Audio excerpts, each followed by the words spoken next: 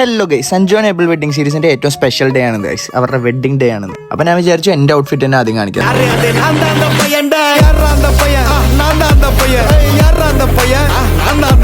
ഞാൻ മാത്രമല്ല ഗൈസ്, എല്ലാവരും തകൃതിയായ ഒരുക്കത്തിലാണ് റൂമിൽ. അങ്ങനെ ഒരുക്കോ കഴിഞ്ഞാൽ ബ്രൈഡിന്റെ ബ്രദേഴ്സ് ആദ്യമേ റെഡിയായി. ഒരുക്കോ കഴിഞ്ഞാൽ ഞങ്ങൾ എല്ലാവരും കൂടി ധൃതി പിടിച്ച് ഓടിപ്പോണ സഞ്ജുവിന്റെ ബ്രൈഡൽ ലുക്ക് കാണാൻ വേണ്ടിയാണ് guys. And finally she's here.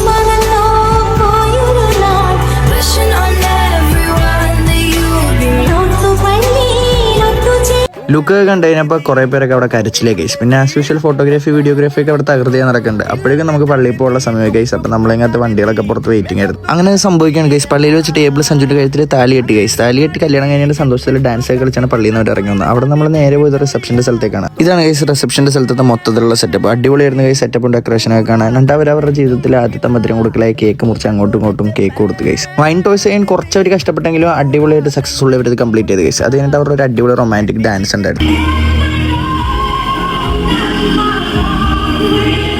അത് കഴിഞ്ഞ് അടിപൊളിയായിട്ട് ഫുഡ് കഴിച്ച് ഞങ്ങൾ എല്ലാവരും തിരിച്ച് റൂമിലേക്ക് പോയി ഗൈസ്. രാത്രി അവർക്ക് വേണ്ടി റൂമിൽ ഒരു അടിപൊളി സർപ്രൈസ് ഞങ്ങൾ കണ്ടുപിടിച്ച് വെച്ചിട്ടുണ്ടായിരുന്നെങ്കിലും അവർ കയറി വന്നപ്പോൾ തന്നെ സർപ്രൈസ് എല്ലാം കൊളായി പോയി ഗൈസ്. അവരതെല്ലാം നേരത്തെ കണ്ടുപിടിച്ചു. സർപ്രൈസ് കുറച്ച് പാളിപ്പോയെങ്കിലും കുറച്ച് അടിപൊളി കലാപരിപാടികൾ ഉണ്ടായി ഗൈസ്. അതെല്ലാം നല്ല അടിപൊളിയായിട്ട് തകൃതിയായിട്ട് നടന്നു. അതെല്ലാം കഴിഞ്ഞ് അവരുടെ റൂമിലേക്ക് ഹാപ്പി ആയിട്ട് ടാറ്റയൊക്കെ പറഞ്ഞ് ഞങ്ങൾ എല്ലാവരും തിരിച്ച് സന്തോഷത്തിൽ റൂമിലേക്ക് പോയി ഗൈസ്.